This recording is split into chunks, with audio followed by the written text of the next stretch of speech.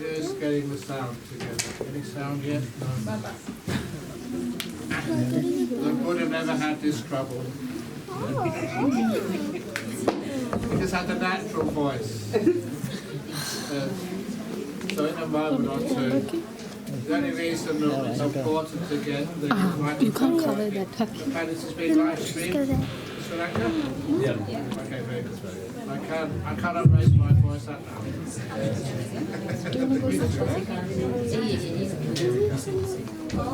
Excellent. So please, use them. Once I get the feedback whether it's too close or too far. Excellent. Okay, yes.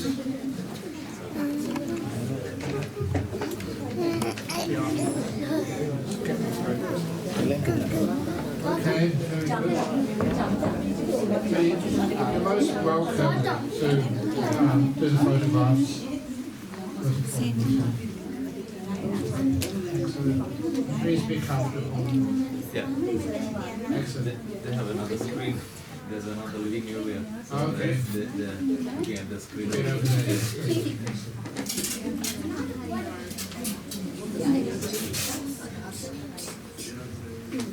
Okay, so I'll wait for the other lady to sit down. Okay. Yes.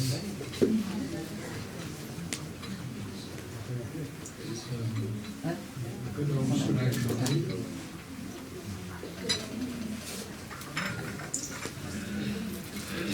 Very good.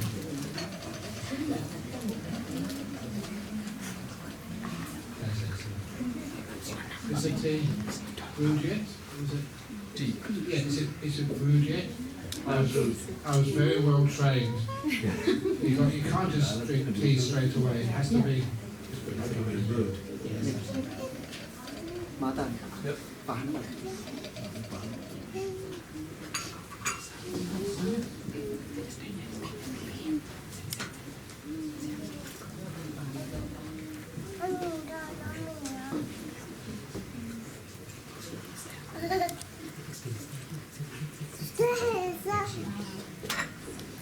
Okay, so we all ready?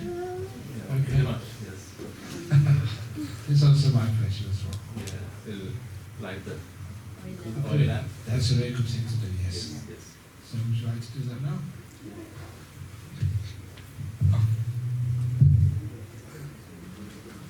You getting the Yes. matches?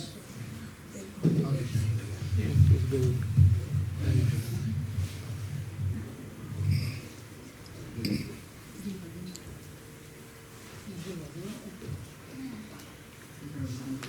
I remember many years ago, just a little anecdote, that when I would go and travel to Sri Lanka, I was very well respected. And so on one occasion, we were talking with my fellow Western monks about the oil lamp, especially the one with the chicken on top. And we could never find out what the chicken represented. So we asked a couple of professors, and they didn't know. And so I was going to breakfast with the former president, Hindu Rajapaksa. It wasn't India yet. And so, because I was a Westerner, very well respected, I could actually ask him, so you're the president of Sri Lanka now, so what does that thing mean? You know what he said? He said, I don't know. Even the president didn't know there at the time. And they all out with the chicken on the top. What does the chicken represent? But anyway, one day somebody's going to let me know. Yeah. But anyway, I know what it represents. It's obviously representing just the worshipping of the Buddha by offering light to the Buddha. And the light represents wisdom.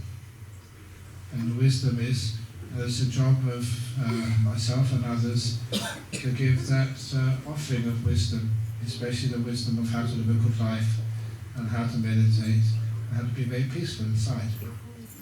Is the sound okay? Too much. No, I'm okay with it, but please you let me know if you can't hear it. There's some sort of echo, Yeah. so I'm just make sure everyone is happy. It's okay to sort of put your hand up and tell the monks that it's too close, or it's too loud, or I can't hear at all. If I don't get any feedback from you, then I just don't know. Okay, I think that's good. Because one thing with my upbringing, that many of you know, that as a young man, that even though my father died when I was only 16, I was still smart enough, even though I was a very poor family, smart enough to get a scholarship to a good school, and then from a good school to a good university. And at the university, I was at Cambridge University, and studying theoretical physics. And one of the stories I loved telling was that when I became a Buddhist, before I went to university, by reading books, I realized that religion, spirituality was important in life. But why should you just follow the religion of your parents or of most people in the country? Why can't you make an informed decision yourself? So what I did, I got my first school prize for A-levels. I was only 16 at the time. And when I got that prize, I asked my teacher, what should I get? And he said, get more books on mathematics. And I said, no. I can get those books from the school library. I wanted to get some interesting books. So I couldn't afford to buy the books myself because my father already died. And so one of the books which I got was a book on the different religions. And one was the book on Buddhism. When people say, why did you do that? I said, because spirituality is important, religion is important. I thought I should do market research first of all. If you buy a car, what car do you have? Is it Toyota or Toyota? Just because your dad has a Toyota, does that mean you must get a Toyota? Got one. You got one already. But sometimes you feel, no, I want to get something different. And so you do research what you can afford and what's useful for you. So that's what I was doing, market research. And so I actually became a Buddhist. I thought, this is how I thought, how I believed. But the problem was that I didn't know anybody else in the whole world who was a Buddhist. None of my family were Buddhists. I didn't know where to go. So when I went to university to study, and studying theoretical physics, what happened next was they had a couple of days, they had a big hall in Cambridge, and every student could go into this hall where all the different societies and clubs you could join. It's called like Society's Fair. And one of the first of the clubs which I saw was the fox hunting club. And I thought, I'm not going to join that. It was Cambridge fox hunting. I said, nope. But then I saw another club, which was the Buddhist Society of Cambridge. And when I saw that, I thought, wow, these are the Buddhists in the world. And what happened next was I went up to the counter and I said, I'd like to join. I didn't even ask what they did. I just wanted to join. And the young student behind the counter said, no, you don't have to join. Just come and see, test it out, whether you like it or not. I said, look, I want to join. He said, no, just come along for the first few talks and then see if you like it. And I was very firm. I took £1, which was the annual joining fee, which was a lot of money for me in those days. This was in 1969. And then I put the £1 down and said, join me. I demanded it. And so he joined me up. But the person behind the counter became a lifelong friend. And I'm going to tell you a few stories about it because it's interesting. Especially at this time, because on Sunday, we have a special day on Sunday. Do you know what it is on Sunday? Halloween's Day. Do you believe in ghosts? I'm going to tell you a couple of stories about them in a few moments, good ones. But anyway, this gentleman behind the desk, Bernard his name was, became lifelong friends because he was also a theoretical physicist and he was also a Buddhist. And the other thing we joined together with was in psychic research. We actually went to ghost houses to try and find them, to try and discover what was going on. So anyway, Bernard eventually became Professor Bernard Carr of theoretical physics at Queen Mary College in London University. But I didn't know just how close he was to the famous Professor Stephen Hawkins, but he was featured in the movie. There was a movie about Stephen Hawkins, I think it was called The Theory of Everything. And one of Stephen Hawkins' close associates was Bernard. And so he was featured in the movie. And he said the only time in his life he was invited to a movie theatre in Leicester Square in London to walk on the red carpet next to Stephen Hawkins for the premiere. So this was also a Buddhist, a close associate of Stephen Hawkins, one of my close friends. And what he never told people for years, but it was also, you can look it up on the internet, Bernard Carr, B.J. Carr, C-A-R-R, not only Professor of Theoretical Physics, but was also for many years the President of the London Psychic Research Society, doing interesting experiments. And now, so this Buddhism is not just weird and flaky, it's got very strong science background from people like Professor Bernard Carr. I remember him telling me of this, what he called the flower pot levitation experiment. Do you believe in levitation? You're an engineer. Is levitation possible? Possible. How many people have seen things levitate? But anyway, one of Professor Bernard Carr's friends was also a physicist. He said that he figured out the secret of levitation. I was going to do a demonstration in Imperial College in London, as part of London University. And only for lecturers, professors, experimenters, people who were experimental physicists, only they could come, because he was going to prove once and for all levitation. So he had all of these professors, experimenters with big reputations, come to Imperial College in London.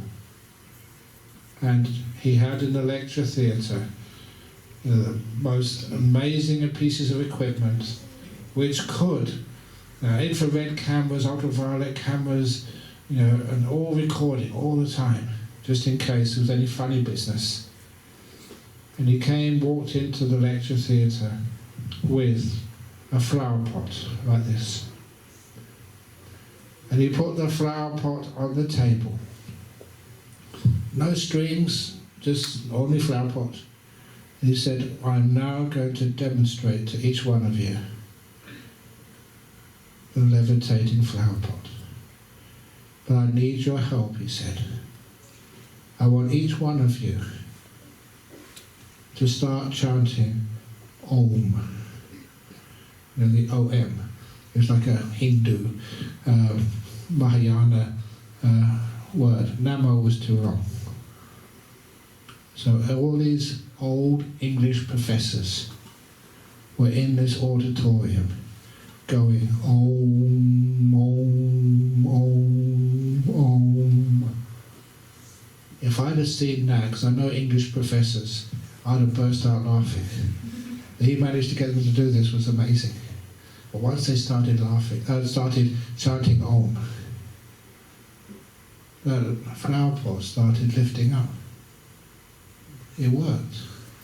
It rose up into the air, and they filmed every moment of it. He succeeded. Now what really happened? Oh, I should actually just go back a bit. Afterwards, once the flower pot went back down on the table, he asked everybody afterwards, did you see that levitating flower pot? Even they had it photographed, videoed. Some of them said, no, it did not lift above the table at all. They said it stayed on the table all the time. And they showed the video with it lifting up. That's fake. It did lift above the table. But that was not real purpose of the experiment. Underneath that table, there was a huge electromagnet. That's what was lifting the flower pot. But many of you know, if you turn on a large current of electricity, you hear the hum. There's a large current. And that's why they had to do the Om, to hide the trick. This is a current. But the main purpose of the experiment was not to cheat people. Why was it that when that flower pot lifted, many of the professors there couldn't see it? And they denied it happened, even though it did. And this is the reason I tell this story, why Bernard told it to me. All of the things which we call evidence, we may see it with our own eyes, we may hear it with our ears, but if it's something which is too hard to understand, too difficult to explain, we deny it, we block it before it even comes to our conscious awareness. That was the whole purpose of the experiment, to prove as many weird things exist in this world, but we block a lot of it out because it's too hard for us to understand. And that's how the Buddha taught. The mind is the forerunner of all things. Once you know what it can do, it's amazing the sort of stuff which a mind can actually do. And in my life as a monk, I've seen weird things happen too many times to actually to deny them. These are the real things. Even people who sometimes have diseases like cancers, diseases even like COVID and stuff. Why do many people get COVID and some people don't? Even though they've been exposed to the virus. Why? Your mind also has some power as well. And let me just tell you one of the stories, which actually shows you what you can do, not to be too afraid of bad diseases. At this particular time, first couple of years when I was in Thailand, I was not used to Thai food, especially in the northeast of Thailand. I remember, do any of you watch AFL football? You do? Do you support the Eagles or the Dockers? Eagles. You know the captain of the Eagles many years ago was this fellow called Ben Cousins. I know that because I was at a radio interview with him. And because the producer, this was in 6PR or something, the producer had a weekly show with Ben Cousins at the same time that he was a disciple. He used to meditate. So he said, why didn't you come along? So I did. And when we went along to the 6PR studios radio, Ben Cousins was there. He just to get us to warm up the audience, he asked, what's the worst food you've ever eaten? You know the worst food I ever ate? As a monk in the northeast town. These were villagers, it was very poor. And it was true. And my one meal of the day was a ball of sticky rice, glutinous rice. And on the top of that was a frog.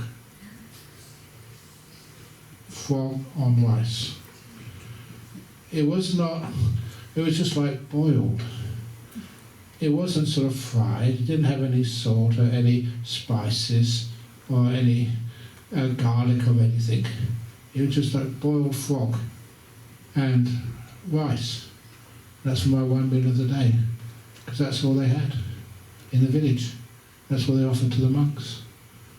So you had no choice, you had to eat it. And all you kids here today, please pay attention when you do your biology. I did, because I knew one part of a frog from another part. But the monk sitting next to me did not know. This is what I reported on 6PR, sitting next to Ben Cousins, the Eagles captain at the time. And I knew one part of a frog from another, so I started eating the delicious parts of the frog, like the legs. But that's not enough, so you have to open up the insides. Start eating the organs. You've got no choice. And then, the monk sitting next to me, he hadn't done his research, he hadn't paid attention to biology class. He was from the United States.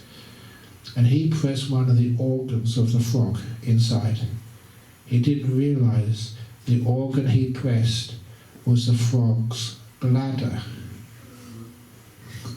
And it still had urine in it. And that frog urinated over his rice. True story. And he couldn't eat after that. He went hungry that day. So that's a good reason you should always pay attention at school. You never know when it will come to your help. But anyway, going back to, it was a tough life as a forest monk in those days. It was tough, but it was inspiring as well, because you learned so much. Just in the previous house, was saying that all the times that snakes would crawl on you, or they'd fall on you, or they'd come into your little hut.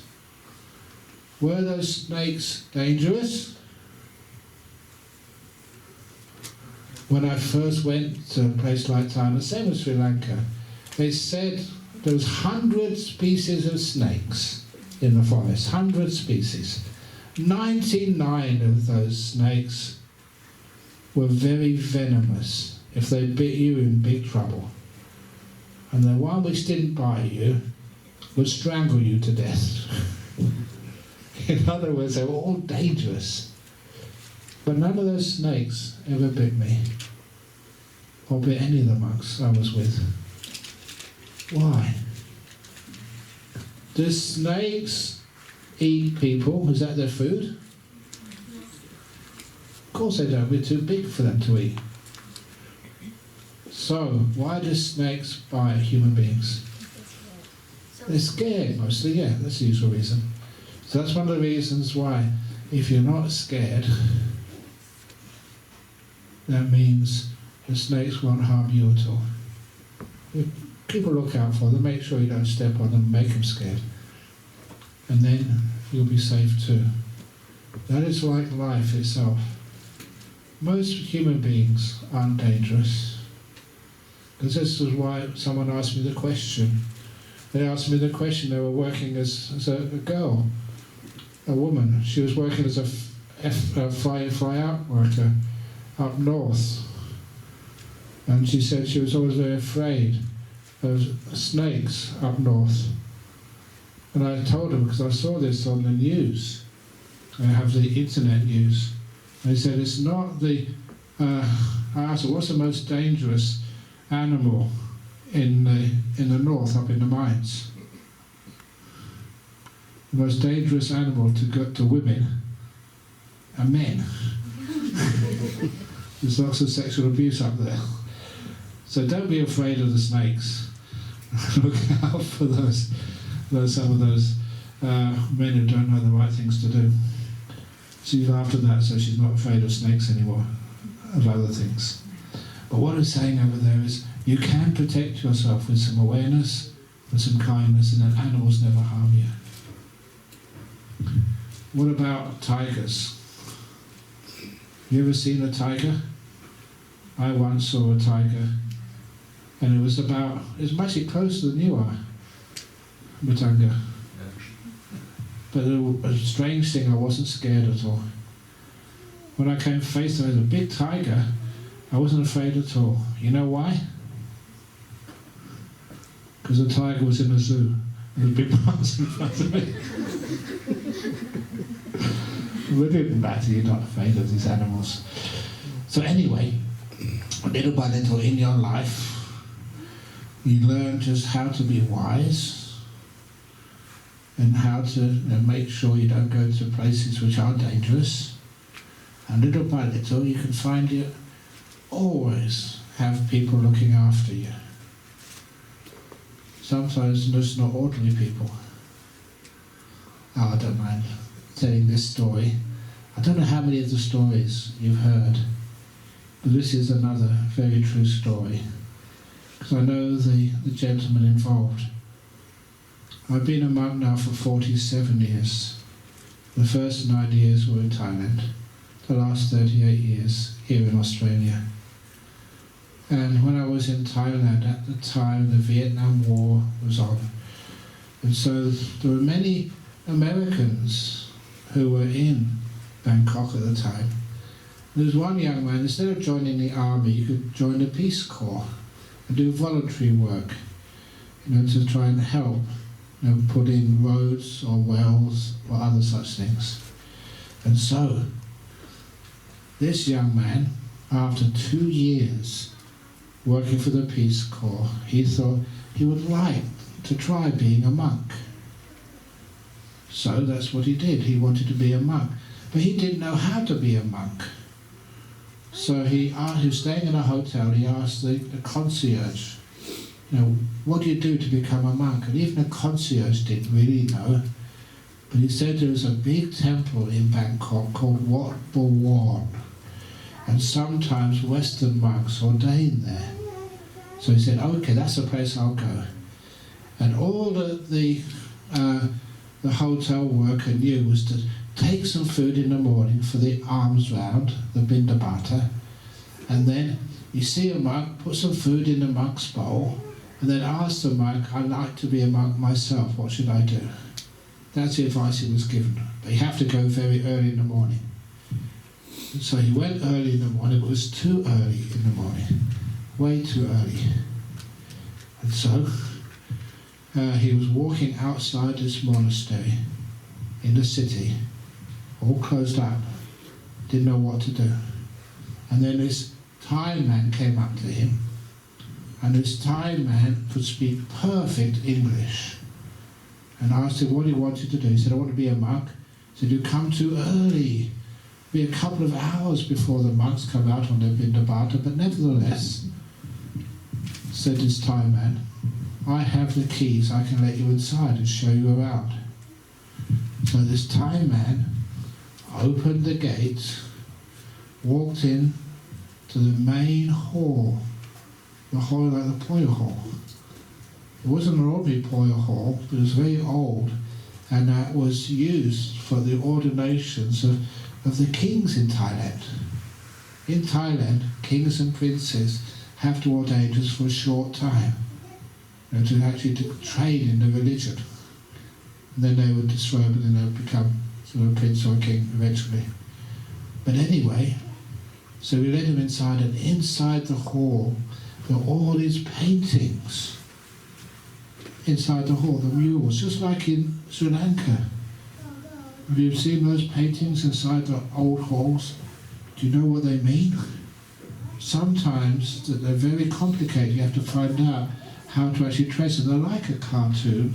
They don't go left to right, they go all over the place as you try and figure out the story from one of the Jatakas. But this Thai man knew everything. So much detail about these paintings. He even knew who sponsored them and why, because someone in their family were very sick or they died. So he showed them all those paintings, and the time went by so quickly.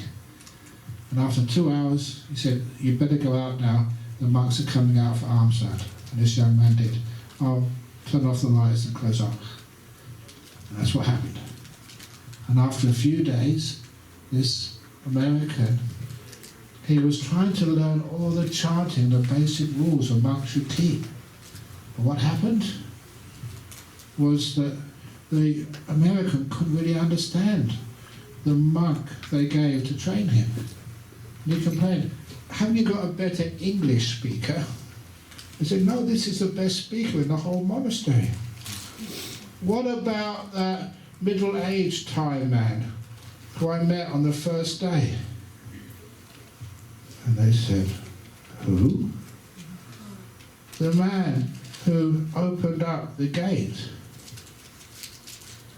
"No man can open up that gate. That's the royal gate."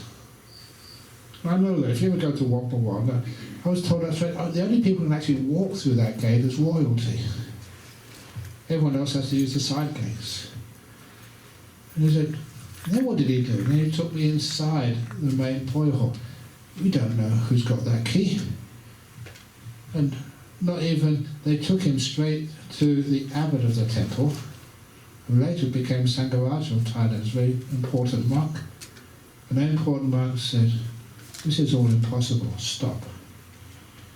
And he got the monastery secretary to start writing all this down.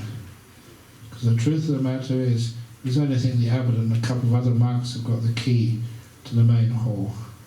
And even the abbot did not know all the details of all those stories. It was weird. And then afterwards, they asked this Westerner, this American, "Well, what did that man look like? The one who opened gates he shouldn't have keys for, who opened the hall when no layperson's got a key, who knew so much about all those paintings. What did he look like?" Have you ever been asked that question? "I don't know what he looked like. I only saw him for a couple of hours." "Well, tell me something about him." "He was wearing old-fashioned traditional dress." Number one. "Yeah, but what did he look like?" And then he was, the monk, the American was scratching his head, and you're looking up, and he froze. It was him. That was the man who opened the door. They had a painting, a portrait, on the wall of the abbot's office. Because that particular man, the reason he had a portrait in the office, because he was one of the main sponsors of that temple. About 150 years earlier, he was King Rama V, one of the kings of Thailand. That's why he could walk through that gate. That's why he knew everything about the paintings there. Because he was there when they were painted. That was just like you hear in the teachings of the Buddha, someone who's going to become a monk, and heavenly beings help. In this case, one of the sponsors, the king of Thailand, who had died so many years before. Now, I know the people involved in this, and it's totally 100% true what I said. And that is some of the Sri Lankan people I tell that story to, they just get goosebumps. And you should do, because that's what happened. So little by little, when you talk of spiritual things, some are really, really true. And sometimes it gives you a little bit of confidence and faith. There's more in this world than we really know about. Even on Halloween's day. Ghosts. I told this story in the previous house. This was one of the friends. They decided to buy a house in London. That's where I grew up. I grew up in London. But this particular house was very cheap. It was a townhouse. There's 3 or 4 stories. And it was really cheap. We said, why is it so cheap? And the real estate agent said, because it's haunted. I don't believe in ghosts, no such things. If it's cheap, fine. So he bought it. And the first night he was there, no furniture had arrived yet, so he just had a camp bed and he was sleeping on the downstairs floor. And in the middle of the night, he was woken up by a strange noise. Rap, rap. Rap, rap.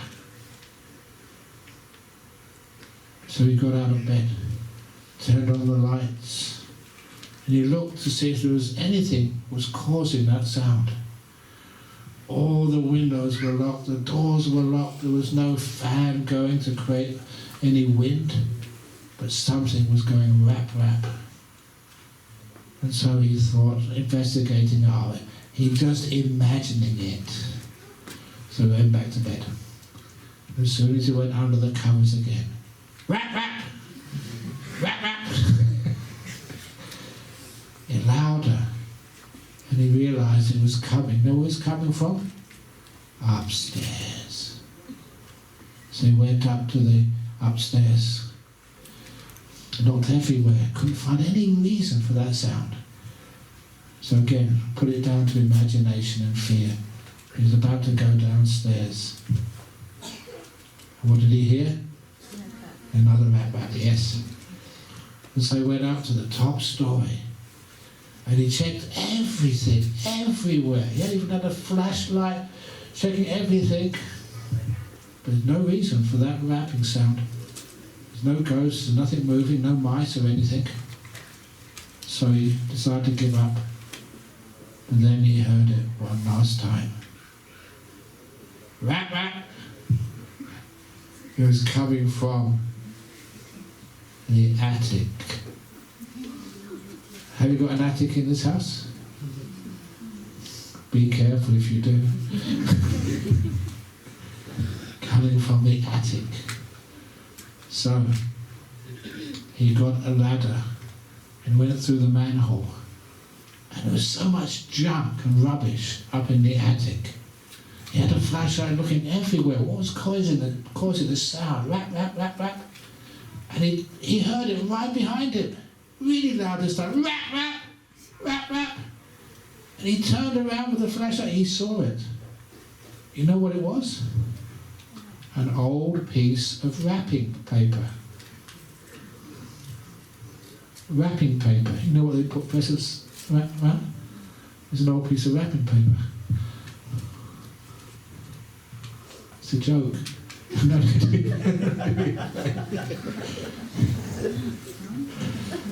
Okay, kids, that's to get your attention. But all of these things, how can there be such things? And this is, I'll tell one more ghost story, true story this time. And this is the results. This is from remember the tsunami which killed many people in Sri Lanka, also Thailand and other places. This is one of the stories, again, true stories. There was a woman who was married to an Englishman, a Thai girl married to an Englishman in the town of Krabi in Thailand. in the middle of the night, she heard. So she dreamt, had one of these really bad dreams. In the bad dreams, there was this English girl. The English girl, maybe 18 or 19, was her hair was all torn and messed up, and her body had lots of scars and gashes. She came to this came to this Thai girl and said, I'm dead, please help me. It's pretty scary, but when you're asleep, a dream, you can't do very much. And she said, please help me. I was on Phi Island, which is just off Phuket Island, when the big wave hits. And I'm now at the bottom of the ocean, dead. My phone is at the bottom of the ocean. My mother in London is trying to call me. I'm now being taken to one of the monasteries on Phuket Island, which was used as a like a morgue to keep the dead bodies until they could be identified. Please help me. Please can you tell my mum in London not to come and see me now. I don't want to see me like this. Can you please go to this temple? This is my name. Arrange a funeral, a Buddhist funeral. She demanded a Buddhist funeral. And then tell my mother to come and collect the ashes when they're ready. And then in the dream, this dead young English girl gave some numbers. And that's when she woke up. She remembered all the numbers. And she woke up her husband sitting, lying next to her, who was English, and he said, that is a London telephone number. Give it a try. And I don't know about you, but Thai women are extremely afraid of ghosts. She said, no way, I'm not going to call that number, you call it. So the husband called it. And when it rang, it was an answer. It's middle of the night in Thailand. We're just late in the evening in UK. And they answered, it was true. It was this girl's mum. The mother said, I realised something was wrong. I could feel it. Please just go and do what she said. Go and do the cremation, the funeral ceremonies, and let me know when it's ready, and I'll come and collect the ashes. So they went, there's about 2 hours drive to Phuket Island. And they found the monastery, the temple, and they found the body just as she saw in a dream. There was so much confusion then that they managed to get permission to do the funeral, the cremation. They did the cremation, they called the mum in London. She came on the first available flight, and they hugged, they cried, and they gave the ashes to the mum and took it back to London. But of course the story doesn't end there. When they got back home after that difficult experience, that was when she had another dream. As she said it, she dreamt of the same woman again, the same young lady. She was about 18, 19 years of age. But this time, when she saw her in the dream, she looked like she'd been to like a spa. Her hair was just so beautiful. And the clothes she was wearing was white and shiny. And she said, thank you, look what you've done for me. Thank you so much, and how you've helped my mum. And she said, here are some more numbers. And when she woke up, she remembered those numbers too. What do you think those numbers were? They weren't a phone number. What do you think they were? Lottery. They won a fortune. So next time, it's a true story, they won a fortune in the Thai lottery. Because I don't know why it is, but ghosts are really good at predicting the numbers from the lottery. Why is that? So next time you see a ghost, don't run away. Ask for the numbers first and then run.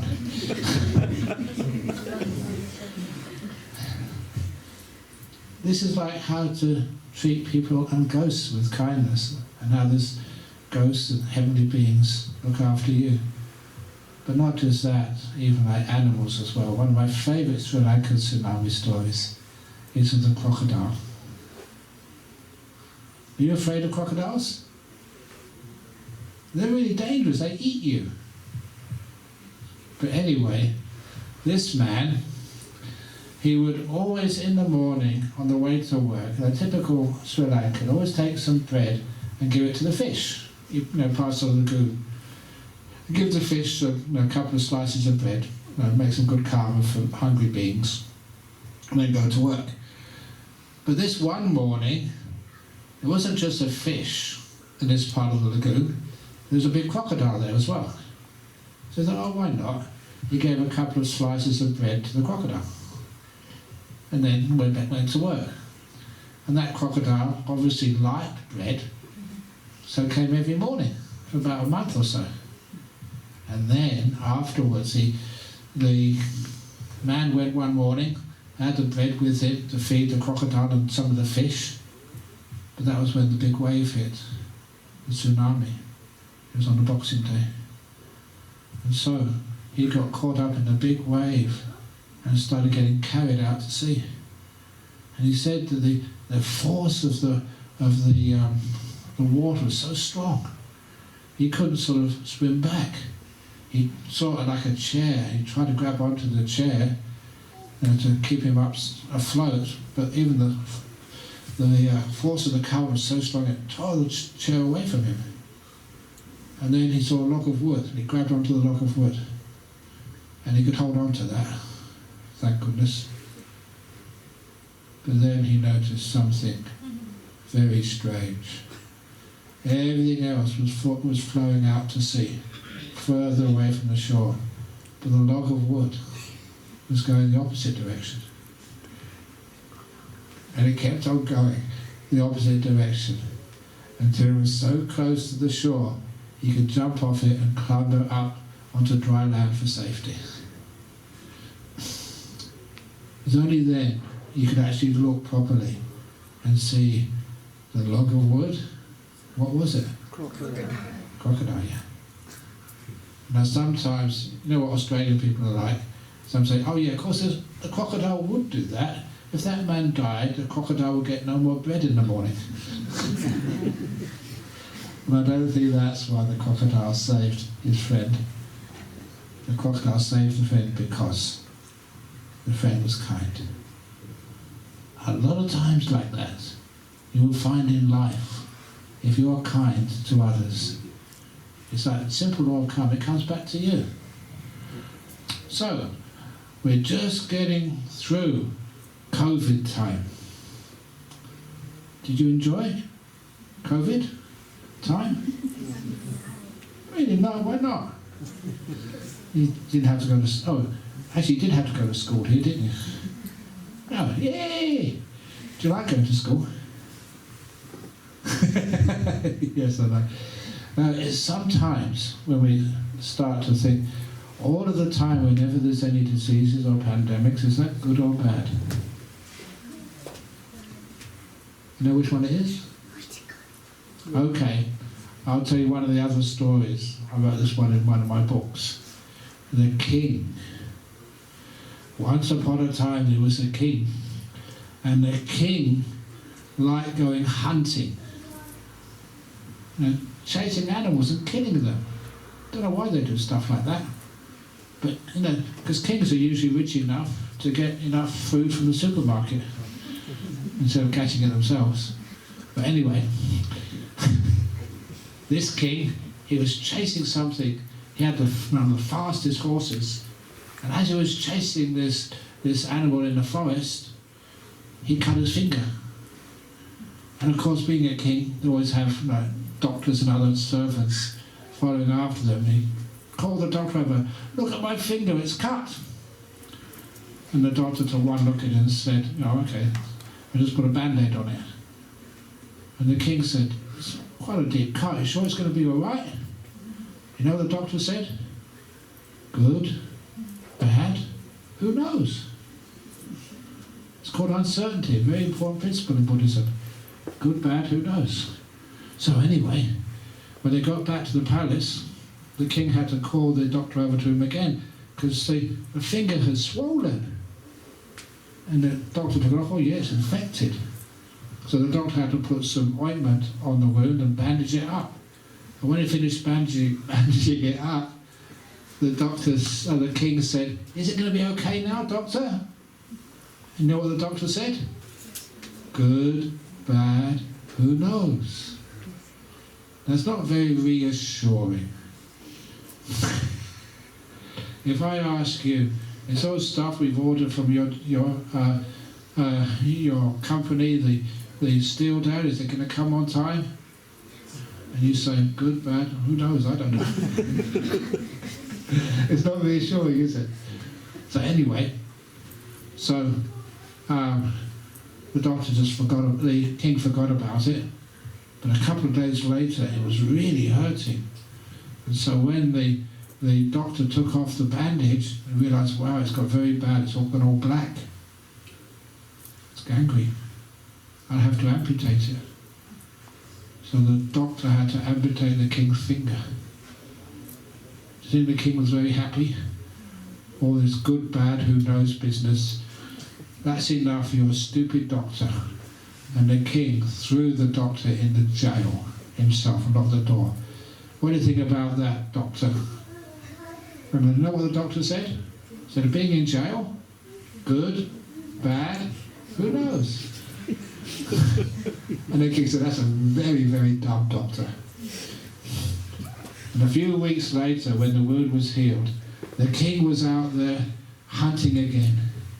And this time, his horse was so fast, and he was really racing too fast, and he got separated from everybody else, and he got more and more lost in the middle of the forest.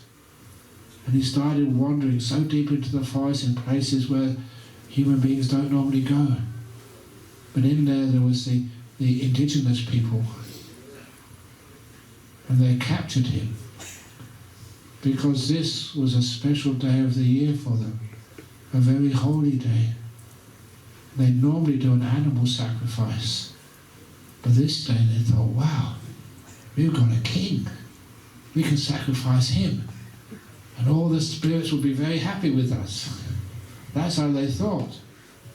So they took the king and they tied him to a post, and then all the holy people came out, all dressed in beads and long hair, and they started the chanting. They started chanting.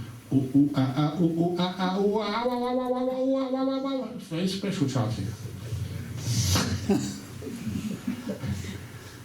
And they got louder and louder and faster and faster. And the head priest got out a ceremonial dagger. And they were about to cut his throat to sacrifice him. And then somebody saw that that man had only got 9 fingers. So they said, "Stop, stop. He's not perfect enough as a gift to our spiritual guardians, because you can't give impure food. You won't even give impure food to me, would you? You could give me the very best you can cook. Even the tea, I'm sure, is so delicious. You wouldn't give me bad tea, would you?" That's very good. So they had to let the king go. They could not give a sacrifice of an impure being, because he's only had 9 fingers. So they said, "Okay, we'll help you get back." So they took him back, the shortest path, to the city where he lived. And they let him go back into the palace. And there he told everybody what had happened. "I only got saved because I'd lost 9 fingers. I lost one finger. I only had 9 fingers. So I went to see the poor doctor and said, "Doctor, I apologise. If you make a mistake in life, always apologise and say sorry." He went up to the doctor in the jail and opened up the door of the jail and said, "You're free. I apologise. I should never have doubted you. When you said good, bad, who knows, I thought it must be bad losing a finger. But it was good for me. It saved my life. If I had all those 10 fingers, I'd be dead. But it was a terrible thing I did, putting you in jail." And you know what the doctor said? He said, "It's a terrible thing. You put me in jail. Didn't I not tell you? Being in jail, good, bad, who knows? If you hadn't put me in jail, Your Majesty, I'd have been with you on that hunt. I would have been captured. And I've got 10 fingers. I'm in big trouble." So sometimes in life, when things happen to you, and you think, "Oh, it's very unlucky. Someone's got COVID." Or "It's very unlucky I failed the exam." Or "It's very unlucky I lost some money." It's very unlucky that Sri Lanka lost the cricket. Did they lose the cricket? Yeah. Is that good or bad? Good. Who knows? Can I finish with one last story? Okay. This is quite a few years ago now, but I love telling this story. This was again to do with cricket. There was a big cricket match in Perth some years ago. It was between Sri Lanka and Australia. One-day international. And it was in the old cricket ground called the Wacker at the time, in sort of West Perth, no, East Perth. But at half-time, lunchtime, a number of Sri Lankan boys, they came. I was in the temple in Nolamara at the time. They came there and they said, "Ajahn Brahm, Ajahn Brahm, Ajahn Brahm. Sri Lankan team are doing terribly. They're losing badly to Australia. They want some help from the nearest Buddhist monk. Can you give us some Peiris thread?" And I used to play cricket and I cricket myself. So I've got 12 pieces of Peiris thread from the temple in town. One for each man and also for the 12th man. Sri Lanka still lost. But that wasn't such an important game as I knew, because that was just a warm-up match for the big World Cup one-day cricket tournament held in Sri Lanka and India. And if any of you like cricket, you remember what happened in the final. Sri Lanka were playing in Australia in the final. Who won? Sri Lanka, yeah. And somebody showed me the newspaper the following morning. Your captain, Arjuna Ranatunga, holding out the World Cup, beating Australia. Oh, the Sri Lankans were so happy. When I saw that photo, oh my goodness, what have I done? Around his wrist was my Peiris thread. Australia lost and Sri Lanka won because this Australian monk gave all the Peiris thread to the Sri Lankan team.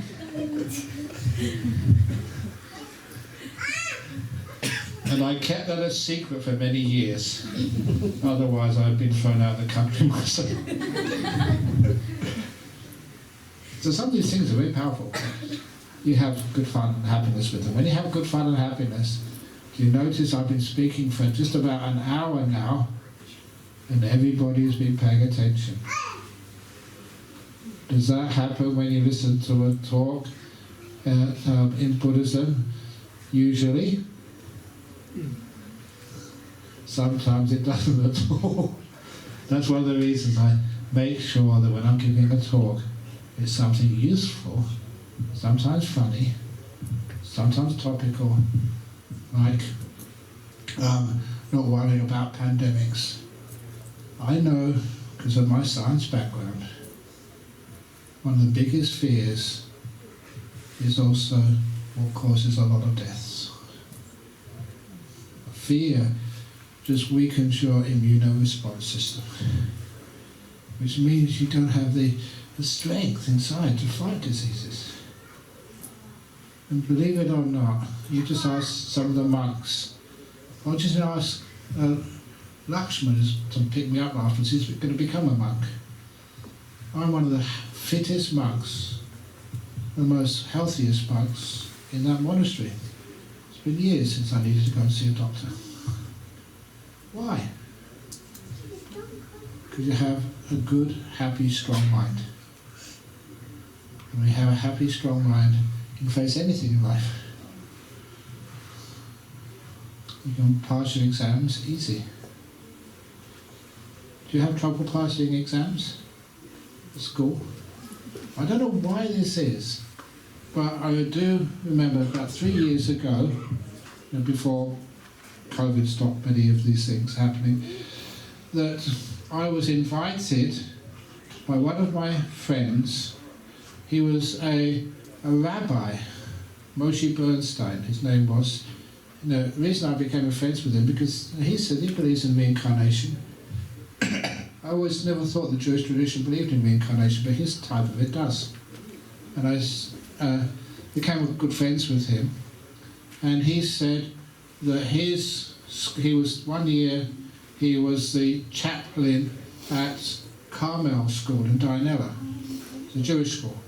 He said, can you please come to our school for an afternoon to teach how to lessen anxiety and stress, so that our kids, especially the year 12s, are going to do their exams soon, and they're doing terribly. So of course they always go and help a friend. So I went there for the afternoon, taught them examination technique, meditation, how to relax.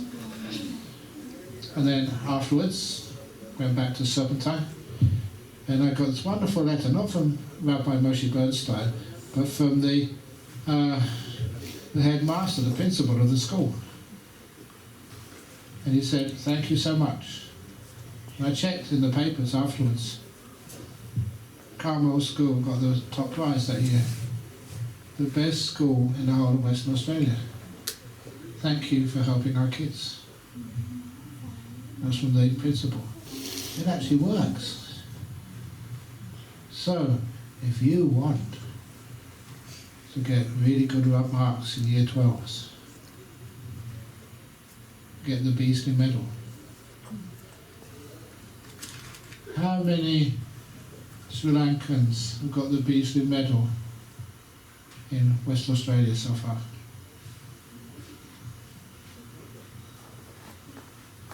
I say 1.5, because this one boy some years ago got the Beasley Medal. He used to come to the monastery, and as a result of getting the Beasley Medal, he got scholarships to Harvard University, and all expenses paid.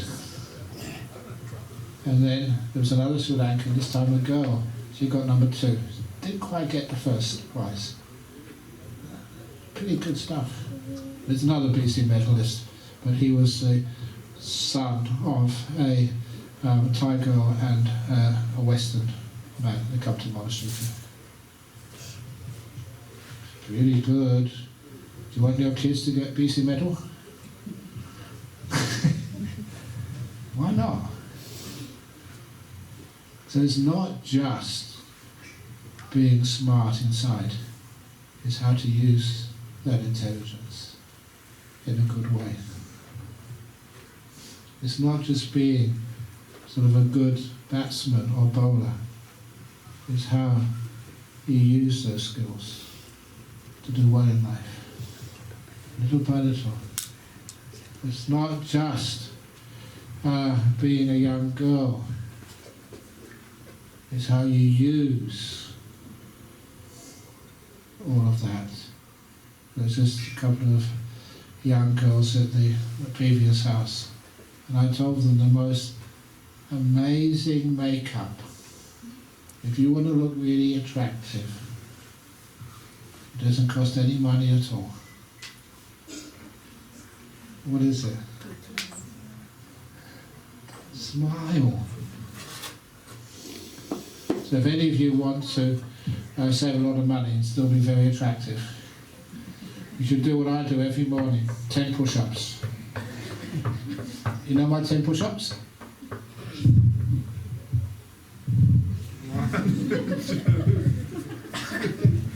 Exercise your smiley muscles. But do you really want to spend time going out, have a friend who's always miserable? Do you? Of course not. So to make yourself more attractive, learn how to smile more. And number 2, to make yourself not depressed. It's a simple thing, but it actually works. You know, sometimes in the job, in life, you get a bit fed up. Find a mirror. Smile your face and laugh. It means you don't take life as seriously. And it means it gives you a boost of energy. And if you have a difficult job to do,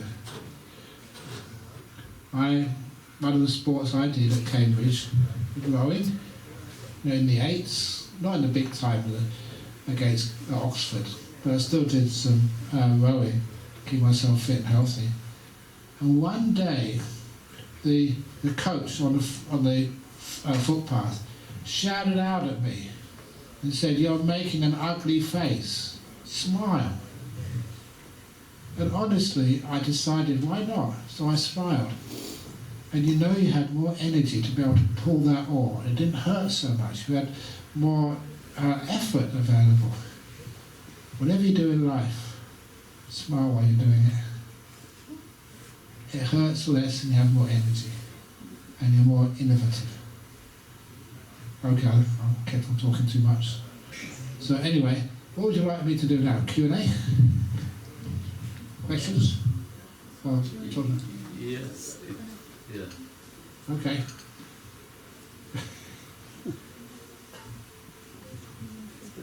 Yes, okay.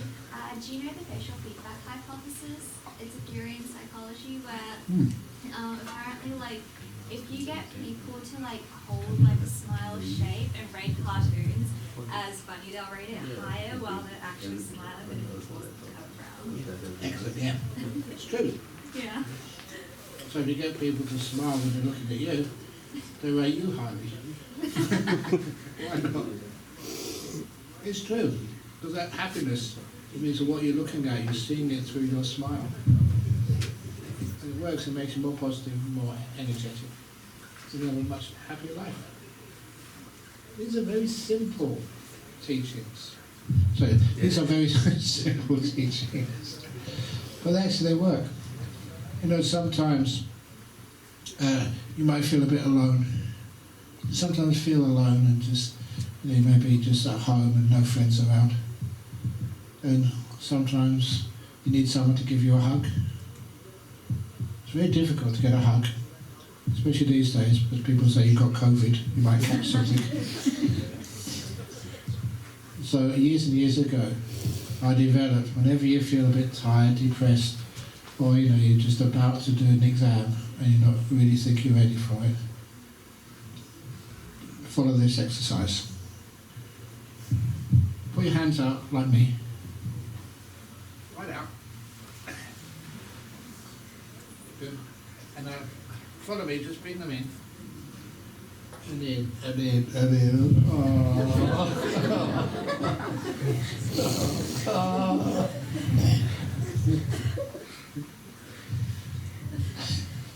Believe it or not, it works.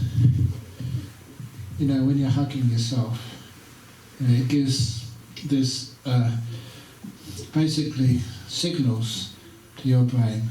Isn't it oxytocin, which is like the love hormone that also helps you relieve stress? Yeah, indeed, yeah, of course it does. But you've got no one else to love you.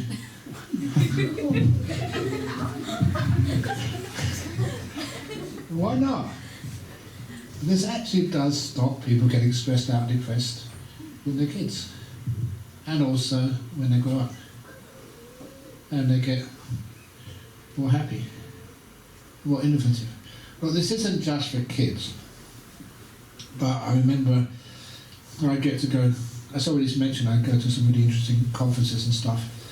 One conference I went to, believe it or not, was the 2019 World Computer Conference in Daejeon, South Korea, to give the keynote address. That's the first one. And I couldn't understand why they invited me. You know, because I'm not a sort of computer expert. But you know what? They not just invited me, they gave me business class tickets all the way from Perth to Seoul, a 5-star hotel. And afterwards, they enjoyed what I said so much, they gave a $2,000 honorarium to the monastery. It's amazing. But when I got there, they said, "What are you doing here?" So I'm not well known as a computer expert. But one thing I did tell them is innovation. How does innovation work? In, I think it was about 1917, I think it was, or 15 or 13 or something, there was a world, what was it called? A World's Fair in St. Louis, United States. A World's Fair, they had an exhibition of so many different things, especially new technology. But as well as having just a World's Fair of technology, people had to eat. That reminds me, I should have finished it because there's not so nice food outside, I'm sure that. And those ones sitting outside are already eating it. Oh, they're very well behaved, well done. But anyway, the World's Fair, they had 2 stores next to each other. One was the ice cream store. The other one was American waffles. You know American waffles, like pancakes? And they were next to each other for weeks. And they started talking to one another, the waffle store and the ice cream store. Why can't we, combine? That's where the ice cream cone came from. The first time I had an ice cream cone was the St. Louis World Fair, and only because, just by chance, an ice cream seller and a waffle seller were next to each other. It's amazing, these things which can happen. And so that I started my story like that, and I said, afterwards, "What is this?" "No, it's okay, sit down, I'll just answer your questions." "What is this? What else is it? Tell me more about it." "Yeah, what else? Describe it some more, come on." "Yeah, what else? What else? What else? What else?" This is what I did to this audience in a big university in Daejeon, Seoul. And there's some really sort of high flyers in the computer industry. They didn't know what I was doing. So what is this? And I said, once you've finished with all of what you've been taught about this, all the names you've learned at school or online, maybe now you can start seeing it. Seeing it beyond all the words and descriptions you had. That's what we call innovation. You see further, deeper, in something as ordinary as a bottle of water. And actually you can, if say there's a wind somewhere, you can put it down on a piece of paper so the piece of paper doesn't fly away, whatever. Innovation is seeing what's already there, but seeing it deeper, more thoroughly.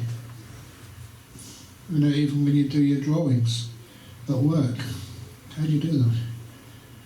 Sometimes you see deeper. You can find shortcuts, different ways of doing things, which still work. And in our modern world, innovation is so important. See an ordinary thing and see it differently. And it's not just innovation. You know what else it's called? insight. Good Buddhist insight meditation. To see things in a different way. To see a flower pot and understand it did rise. Maybe it's true. You don't say what you see didn't happen. Little by little, that's how you become very wise. Innovation. Seeing things and don't think you know. Once you know, then you can decide it's just a water bottle. You go to the next thing. You say one thing, look at it deeply. See all sorts of things you've never seen before. They really like that. So you hadn't heard that before. That's why I got $2,000 just for chatting. I didn't get anything. I would go to the temple. We got plenty over there in the temple. So thank you for that question. The answer lasted 10 minutes. What's that? Another question before you go to lunch? It's a Friday, so you can sleep in the morning, can't you? You going to work tomorrow? No. Okay. I am. So, yeah. Any questions? Anyone? I know sometimes you don't have to read minds, but you know what most people are thinking. When's he going to go? I want to eat.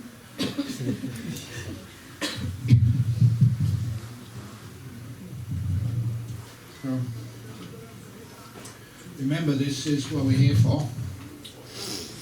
It's a remembrance of your deceased parents, Mr. L.C Perera, that's Matanga's father, Mr. Vithila Peiris, Ayana's father, and Mr. F.C Peiris, Ayana's father. An extended blessing with good health, peace of mind, and long life to Matanga's mother, Sunanda Perera. Remembrance of all deceased relations, relatives. Extend blessings to all living relatives. So you can live a wonderful, happy life. And if you have that happiness, again, that increases your immune response and makes you more successful in life, more happy, more attractive if you're looking for a partner in life. The happier you are. Another reason I say this, sometimes people say, why is a monk saying all of this? It's because that's what half the people here, the young people, are thinking about. It's a good thing, so you can be happy, and you don't have to be tough to be attractive, to be kind. A kind person is incredibly attractive, because that's something which is a deep beauty inside. Trustworthy, moral, virtuous, makes you very attractive. A blessing to all Sri Lanka during this tough time. Sure, also bless the Sri Lankan cricket team, or we'll get into trouble again. Are they playing Australia yet? Lost. They lost. It's not my fault. I'm sorry about that. Oh dear. They didn't have any string, that's why. Yeah. And blessing to all friends and their families in Perth, and all sentient beings. So the snakes and scorpions and all beings, may they all be happy and well. May they live at peace with them. Okay. Anything else I can do to serve? Is it too early? 8:30? That's perfect. Oh, perfect. Okay, excellent. Okay, so now I will give a blessing for you before we go, and then you can have your dinner. Okay. Sabba roga vinimuto, sabba santapa vajito, sabba viramati gando niputo chatuang bhava, sabitio vivachantu sabba rogo vinasatu mate bhavan vantarayo sukiti kayu gopava apivadan hasile Suni Chang Vuta Pachalino Chataro Dhamma Vatanti Ayuwano Sukhang Balang.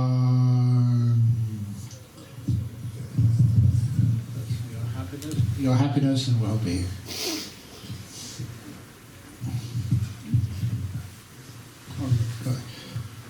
Sometimes people give the pirikura. Please make sure you all either touch it or you celebrate it, and it's like you've given it yourself.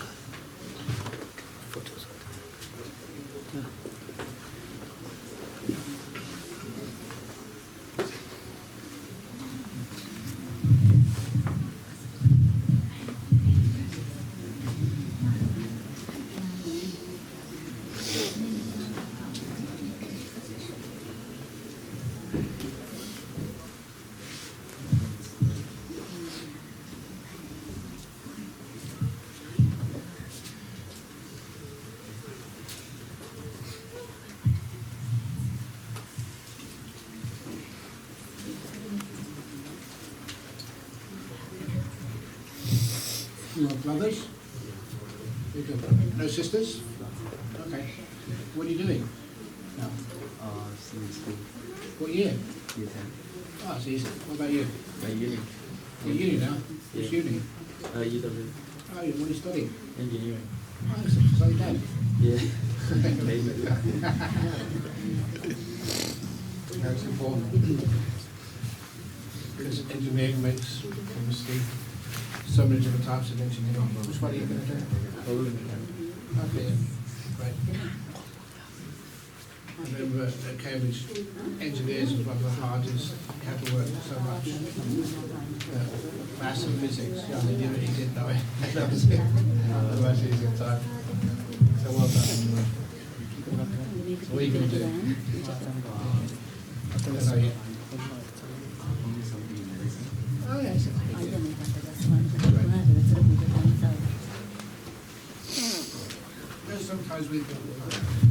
Sometimes with medicine, if you can somehow find that area, why is it that sometimes people that do meditate, cancer just vanish? And all this other incredible stuff which I've seen, but it's really hard to get anyone to do some real research on it. It's there, it works. Because that can really help many people who are suffering from these diseases, so they don't die, and they learn so much about how to look after themselves, look after one another, and the importance of just having a good family, which is great.